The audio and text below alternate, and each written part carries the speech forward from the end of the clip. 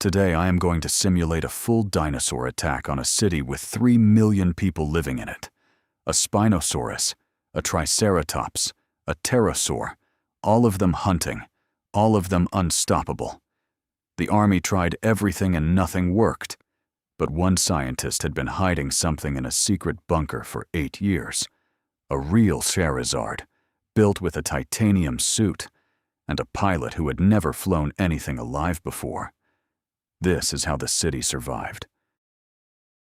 A blood-red sun crawls over the skyline of Metro City, a gleaming modern metropolis of 3 million people.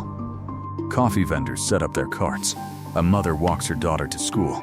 Traffic hums. Then, the ground trembles. Car alarms scream. A flock of pigeons erupts into the sky. 3 blocks ahead, the street cracks open like a wound. Steam rises. Then, silence. For exactly 4 seconds, the city holds its breath. A colossal leg punches through the asphalt. Then, another. A Spinosaurus, 7 stories tall, tears itself out of the earth, shaking debris from its scaled back like rain. Its yellow eyes sweep the skyline. It roars, a sound that shatters windows for 6 blocks. Then comes the second. A Triceratops the size of a freight train barrels down 5th Avenue, tossing a city bus into a skyscraper. A Pterosaur with the wingspan of a jumbo jet circles overhead, screaming. The dinosaurs are not confused. They are hunting. Inside the emergency command center, screens flash red. Every unit has been scrambled. Missiles bounce off their hides. Artillery is useless. Then an aide slides a tablet across the table. On it, a grainy photo of a massive, dragon-like creature sealed in a containment hangar. A name appears on the screen. 2 words, Project Charizard, status, classified. 1 call is made. 1 name is spoken. Dr. Reeves, in an underground bunker beneath the city. Dr. Marcus Reeves is already at work. Sparks fly, hydraulic arms hiss. And in the center of the hangar, chained, sedated, but breathing, is a real Charizard.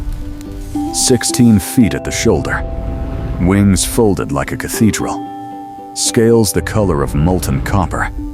Reeves has spent 8 years building something no one believed in. Along the Charizard's spine, a sleek titanium exoframe integrated into her natural armor. At the neck, a recessed cockpit pod.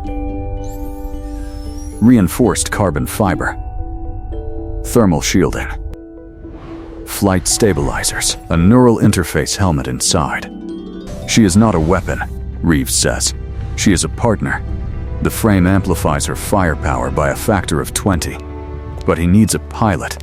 Someone light, fearless, someone she will accept. They already have someone in mind. Kira Voss steps forward. Late 20s, sharp eyes, a dark braid, a military flight suit. She is calm in a way that makes everyone else feel nervous. She looks up at Charizard and says only, "She is beautiful." Reeves explains how it works. The cockpit sits inside the dorsal exoframe. Commands are sent through neural feedback, she thinks. The Charizard responds. Fire is throttled through the left gauntlet. Altitude through the right. Like flying a helicopter, Kira says. Like flying a helicopter that breathes and has feelings, Reeves replies. So, don't be reckless. Reeves helps Kira climb into the cockpit.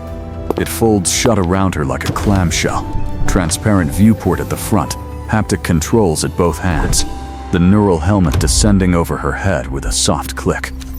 Inside, Kira exhales slowly. The helmet hums. Suddenly, she can feel the Charizard's heartbeat. Slow. Powerful. Ancient. Charizard opens one massive amber eye. She is awake. The hangar roof explodes outward. Charizard bursts into the sky like a living comet, wings spread wide, the titanium exoframe gleaming in the midday sun. Kira grips the controls. The city sprawls below her, half of it already burning. The Spinosaurus turns. It sees her. It roars. Charizard roars back, and her flame, amplified by the mechanical boosters along her throat, erupts in a column of white-blue fire so intense the Spinosaurus staggers backward. Kira banks hard left. Charizard follows, perfectly synchronized, the neural link making them one creature, one mind. The pterosaur dives from above, screaming, talons extended. Kira feels the threat before she sees it. She thinks, and Charizard spins mid-air with impossible grace, catching the pterosaur with one taloned foot and slamming it into a parking structure. The building collapses. The pterosaur does not rise. The Triceratops charges down the boulevard below, horns lowered, crushing everything in its path. Dive. Now. Charizard folds her wings and plummets. The wind screams past the cockpit. Kira holds her nerve. At the last second, she opens the left gauntlet, full flame release. A jet of supercharged fire hits the Triceratops dead center. The dinosaur bellows, staggers, and goes down, crashing through a parking garage, skidding to a stop in a cloud of steam and smoke. The Spinosaurus charges. This one is smarter. It learned. It grabs for Charizard with both claws. One claw catches the edge of the exoframe, a screech of metal. The cockpit jolts. Kira's head snaps sideways. She thinks, and Charizard bites. Her jaws, reinforced by the titanium brace along her muzzle, clamp onto the Spinosaurus's neck. Then, fire, at point-blank range. Inside the bite, the Spinosaurus screams. It is the loudest sound Metro City has ever heard. Then, silence. The dinosaur collapses, toppling a block of abandoned storefronts. Dust and ash billow into the sky. Kira releases a breath she has been holding for 3 minutes. Charizard rises slowly, hovering over the wreckage. Her wings beat steadily. Her amber eyes scan the city. No more movement. No more threats. The city is still. Charizard lands in the central plaza with a ground-trembling grace. The exoframe sighs with steam as Kira releases the cockpit and climbs down. The people who were hiding, in subway tunnels, in basements, in the ruins of their own offices, begin to emerge, slowly at first. Then, all at once, a child runs forward. She stops 2 feet from Charizard and looks up with enormous eyes. Charizard lowers her massive head, and the child reaches out and touches the titanium frame with one small hand. Charizard rumbles softly. The crowd erupts, cheering, sobbing, laughing all at once. Dr. Reeves pushes through the crowd, breathless, tears cutting through the grime on his face. He looks at the exoframe, battered, scorched, one wing stabilizer cracked, and then at Kira. "I designed this to work in theory," he says. I never actually thought." "You built something extraordinary, Marcus," Kira says. General Hayes steps forward and places a hand on Reeves' shoulder. "The city is alive because of you, Doctor. Both of you."